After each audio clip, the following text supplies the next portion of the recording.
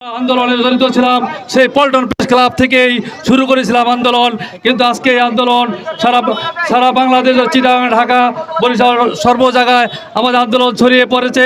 কিন্তু আমরা এই আন্দোলন দেখছি যে বাস্তবায়িত করে আমরা এটা রূপরেখায় পরিণত করব। এই ভোলা জেলার সেতু বাস্তবায়িত করার জন্য আমরা সবাই একত্রিত থাকবেন, যাতে আমরা এই সেতু আমরা যেন বাস্তবায়িত করে দিতে পারি। এই বলে আমি বক্তব্য সংক্ষেপে শেষ করলাম। আল্লাহ হাফেজ।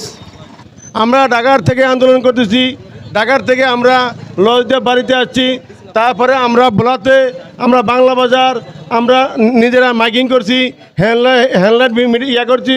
তারপরে আমরা ভোলাতে কোনো লোকজন দেখি না।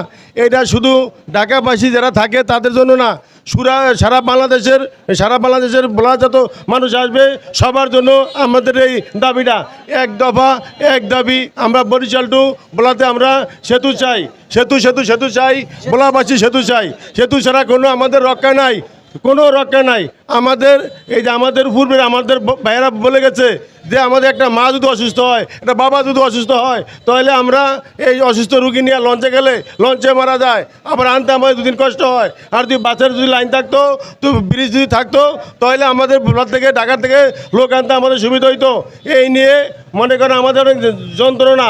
আমরা সবাই চাই বর্তমানে ডক্টর ইউনূস স্যার থাকতে আমরা সবাই মিলে যত ভোলাবাসী আছি, শুধু বাংলা বাজার নয়, লালমোহন নয়, বরাদ্দি নয়, সারা ভোলাবাসী সবাই মিলে একসাথে হয়ে আমরা আন্দোলন করব, জলবায়ু আন্দোলন করব।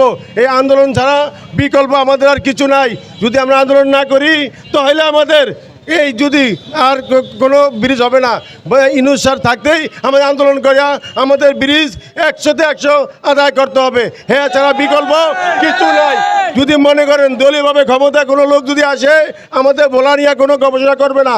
তারা চাইব তাদের লস, তাদের সব কিছু চলার জন্য। আমরা তা চাই না। আমরা চাই একমাত্র ইউনূস স্যার থাকতে আমাদের ভোলাতে ব্রিজ আমরা চাই ব্রিজ চাই। ব্রিজ ছাড়া কোনো আমাদের উদ্যাপতি নাই। এ নিয়ে আমি শেষ করছি। আসসালামু আলাইকুম।